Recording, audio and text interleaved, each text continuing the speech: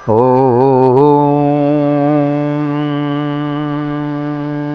हरिः ॐ।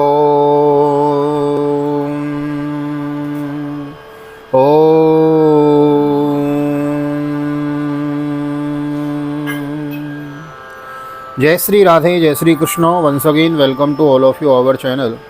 एक बार पुनः आज आप सभी का बहुत बहुत स्वागत है आप ही के यूट्यूब चैनल VKVPS परिवार श्रीधाम वृंदावन। मैं राधेश्याम वशिष्ठ नित्य की भांति आपका बहुत बहुत स्वागत करता हूं और ले चलता हूं आज की पावन कथा प्रसंग में। बिकॉज टुडे हैव एकादशी, आज है पुत्रदा एकादशी और पवित्रा एकादशी, दोनों नाम हैं। Both name of are one Ekadashi. आज की एकादशी के दो नाम हैं, पवित्रदा और पुत्रदा एकादशी। तो पवित्रा मीन्स हमारे जीवन में जो भी कुछ दुष्कर्म हमसे बने हैं, जाने अनजाने में पाप कर्म बने हैं, यदि आज का व्रत हम करते हैं और कथा श्रवण करते हैं और नियम का पालन करते हैं तो हम पवित्रा एकादशी का व्रत करने से अपने जीवन के समस्त पापों से छूटकर पवित्र हो जाते हैं। दूसरा इसका लाभ है पुत्रदा एकादशी। जिनके जीवन में पुत्र रत्न की प्राप्ति नहीं हुई है, जिनकी पुत्र की कामना है, आकांक्षा है, तो यदि आज का व्रत वह करते हैं और नियम पूर्वक पालन करते हैं, आज की पावन कथा का श्रवण करते हैं, तो फिर उन्हें पुत्रदा एकादशी व्रत कथा के लाभ के रूप में पुत्र रत्न की प्राप्ति होती है। ऐसा आज की कथा का विस्तार है, प्रभाव है। तो आज पुत्रदा एकादशी, पवित्रा एकादशी। एक बार पुनः आप सभी को हृदय से पवित्रा एकादशी की बहुत बहुत हार्दिक शुभकामनाएं, बहुत बहुत बधाई। आप भी नीचे कमेंट में लिख दीजिए पवित्रता एकादशी की जय, एकादशी महोत्सव की जय। नए आए हैं चैनल को सब्सक्राइब कर लें, क्योंकि VKVPS परिवार श्रीधाम वृंदावन से आपको यहाँ कथा श्रवण करने को मिलती है। भागवत निकेतन बाल गोपाल जी की सन्निधि में राधेश्याम वशिष्ठ नित्य आपको श्रीमद् भागवत की कथा श्रवण कराता हूँ, जिसके अंतर्गत एक अध्याय की हम कथा श्रवण करते हैं। अभी तृतीय स्कंद चल रहा है, कपिल देवहूति संवाद। तो उस कथा को भी आप मिस न करें, जाके ज़रूर श्रवण करें। और एकादशी की तो हम आपको प्रति एकादशी कथा श्रवण कराते ही हैं। तो आइए आज की पावन एकादशी की कथा में हम प्रवेश करें। उससे पूर्व मेरे साथ जय जयकार करिए, बोले एकादशी महोत्सव की जय। तो एक बार की बात है, धर्मराज युधिष्ठिर बोले, हे भगवान, अब आप मुझे श्रावण मास के शुक्ल पक्ष की एकादशी की कथा सुनाइए। इस एकादशी का क्या नाम है तथा इसकी विधि क्या है? श्री मधुसूदन बोले कि हे राजन, अब आप शांतिपूर्वक श्रावण मास के शुक्ल पक्ष की एकादशी की कथा सुनिए। इस कथा के श्रवण मात्र से ही वाजपेय यज्ञ का फल मिलता है। द्वापर युग के प्रारंभ में महिष्मती नाम की एक नगरी थी। उस नगरी में महाजित नाम का एक राजा राज्य करता था। वह पुत्रहीन था, उसके कोई पुत्र नहीं था, इसलिए वह सदैव दुखी रहता था। उसे वह राज्य कष्टदायक प्रतीत होता था, क्योंकि पुत्र के बिना इस लोक और परलोक दोनों में सुख नहीं है। राजा ने पुत्र की प्राप्ति के बहुत यत्न किए, परंतु वह निष्फल हो गए। अब जब वह राजा वृद्ध होने लगे तो उनकी चिंता और भी बढ़ने लगे। एक दिन उसने प्रजा को संबोधन करके कहा कि न तो मैंने अपने जीवन में पाप किया है और न अन्याय पूर्वक प्रजा से धन ही एकत्रित किया है, न मैंने कभी देवता और ब्राह्मणों को का धन छीना है और न किसी की धरोहर ही मारी है। मैंने प्रजा को सदैव पुत्र की तरह पाला है, कभी किसी से राग द्वेष नहीं किया, सबको समान माना। इस प्रकार धर्मयुक्त राज करने पर भी मैं इस समय महान दुख पा रहा हूँ। सो क्या कारण है, मेरी कुछ समझ में नहीं आ रहा। राजा महाजित की इस बात को विचारने के लिए मंत्री आदि वन को गए। वहाँ वन में जाकर उन्होंने बड़े बड़े ऋषि मुनियों के दर्शन किए। उस स्थान पर वयोवृद्ध और धर्म के ज्ञाता महर्षि लोमस ऋषि के पास गए। उन सब ने जाकर उन महर्षि को यथायोग्य प्रणाम किया और उनके सम्मुख जाकर बैठ गए। उनके दर्शन से सबको बड़ी प्रसन्नता हुई। उनकी विनय करने लगे कि हे देव, हमारे अहोभाग्य हैं कि हमने आपके दर्शन करे। इस पर लोमस ऋषि बोले कि हे मंत्रीगण, आप लोगों की विनय और आपके सद्व्यवहार से मैं अत्यंत प्रसन्न हूँ। आप मुझे अपने आने का कारण बतलाइए।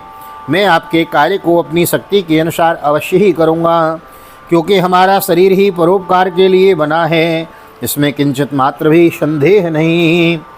लोमस ऋषि के ऐसे वचन सुनकर मंत्री बोले कि हे महर्षि, आप हमारी समस्त बातों को जानने में ब्रह्मा से भी अधिक हैं, अतः आप हमारे संदेह को दूर कीजिए। महेशमती नाम की पुरी में महीजित नाम का एक धर्मात्मा राजा है। वह प्रजा का पुत्र की तरह धर्मानुसार पालन करता है, परंतु फिर भी पुत्रहीन है। इससे वह अत्यंत दुखी रहता है। हम लोग उस राजा की प्रजा हैं, हम भी उसके दुख से दुखी हो रहे हैं, क्योंकि प्रजा का यह कर्तव्य है कि राजा के सुख में सुख माने और दुख में दुख माने। हमको उसके पुत्रहीन होने का अभी तक कारण प्रतीत नहीं हुआ है, इससे हम आपके पास आए हैं। जब से हमने आपके दर्शन किए हैं ना, हमको पूर्ण रूप से विश्वास है कि हमारा कष्ट अवश्य ही दूर होगा। यही तो श्रीमद् भागवत के महात्म्य में जब भक्ति नारद जी को देखती है ना, तो भक्ति देवी नारद जी को देखते ही कहती है कि महाराज दर्शनम तब लोकस्य सर्वथाग हरम परम। आपको मैंने जब से देखा है ना, तब से मेरा दुख दूर हो गया है। तो संतों का तो दर्शन ही दुखों को दूर करने वाला है। संत दरस जिम पातक टरही। तो हे संत भगवान, हमें पूर्ण विश्वास है कि हमारा कष्ट आप अवश्य दूर करेंगे, क्योंकि महान पुरुषों के दर्शन मात्र से ही प्रत्येक कार्य की सिद्धि हो जाती है। अतः अब आप हमको राजा के पुत्र होने का उपाय बतलाइए। इस पर लोमस ऋषि ने एक क्षण के लिए नेत्र बंद किए और राजा के पूर्व जन्मों का विचार करने लगे। वह विचार करके बोले कि हे श्रेष्ठ पुरुषों, यह राजा पिछले जन्म में अत्यंत निर्लज्ज था, बुरे कर्म किया करता था। वह एक गांव से दूसरे गांव में घूमा करता था। एक बार ज्येष्ठ मास के शुक्ल पक्ष की एकादशी को 2 दिन से भूखा था। दोपहर के समय एक जलाशय के में जल पीने गया। उस स्थान पर उसी समय ब्याई हुई गाय जल पी रही थी।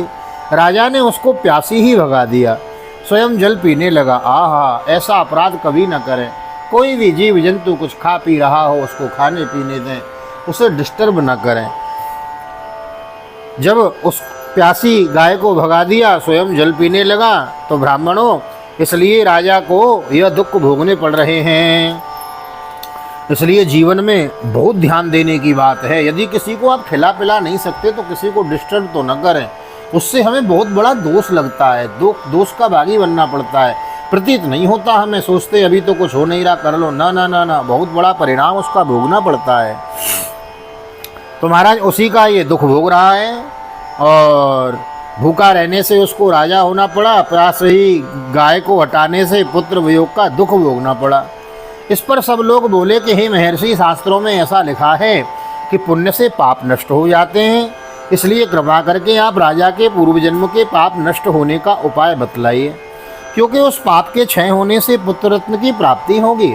ब्राह्मण के ऐसे वचनों को सुनकर लोमस ऋषि बोले कि हे ब्राह्मणों, यदि श्रावण मास की शुक्ल पक्ष की पुत्रदा एकादशी, यानी टुडे, आज जो एकादशी है, इस एकादशी का तुम सब लोग व्रत करो और रात्रि को जागरण करो और उस व्रत का फल राजा को प्रदान कर दो, तो तुम्हारे राजा के पुत्र पैदा होगा, राजा के समस्त दुख नष्ट हो जाएंगे।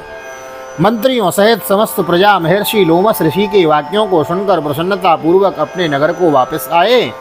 सब लोगों ने श्रावण मास के शुक्ल पक्ष की पुत्रदा एकादशी को लोमस ऋषि की आज्ञानुसार विधि पूर्वक व्रत किया और द्वादशी को उसका फल राजा को दे दिया।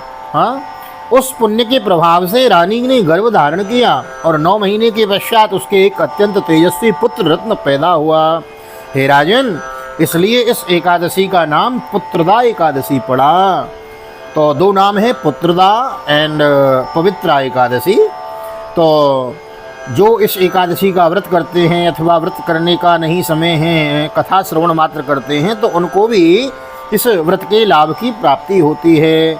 जो मनुष्य पुत्र रत्न को प्राप्त करना चाहते हैं, उन्हें इस एकादशी का विधि पूर्वक व्रत करना चाहिए। इस व्रत के प्रभाव से इस लोक में सुख और परलोक में जाकर स्वर्ग की प्राप्ति होती है। तो हम तो बार बार कहते हैं कथाओं में, जब भी कहने का अवसर मिलता है, कि भाई भगवान की भक्ति यदि करोगे, भगवान की शरण में यदि रहोगे, तो यह लोक में समस्त सुखों की प्राप्ति और मृत्यु पर्यंत परलोक में भगवान के धाम की प्राप्ति। और क्या चाहिए, यह लोक और परलोक दोनों ही सुधर जाए, इसीलिए तो भगवान की भक्ति की जाती है। इसी प्रयास में हम लगे हुए हैं। नित्य आपको श्रीमद् भागवत की एक कथा श्रवण करने को मिलती है। मूल पाठ, मूल कथा हम श्रवण कर रहे हैं। चले जाएं चैनल की लाइब्रेरी में, वीडियो में, और वीडियो में जाके श्रीमद् भागवत की जो वीडियो की लाइब्रेरी है उसमें जाके आप श्रवण करें।